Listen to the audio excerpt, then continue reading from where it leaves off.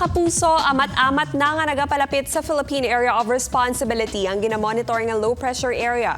Ulihi ini nga nasiplatan sa kalayoon nga 1,235 kilometers na sidlangan sa southeastern Mindanao. Suno sa pag-asa, posible nga magsulod ini sa PAR sa sulod sang 24 oras, kaginalauman man nga magbaskog liwat bilang bagyo. Kung matabo, pagkatawgon ini bilang Bagyo Kabayan. Sa subong, wala pa ini sang direktang nga epekto apang kung magpalapit na ini sa pungsod, pwede nga magpaulan ang trough sini sa pila ka bahin sang Visayas kag Mindanao.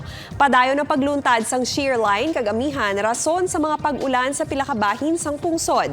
Base sa datos sang Metro Weather, may chances ang pag-ulan sa Aklan, Capiz, Iloilo kag Negros provinces. Posible man mag-ulan sa iban pang bahin sang pungsod.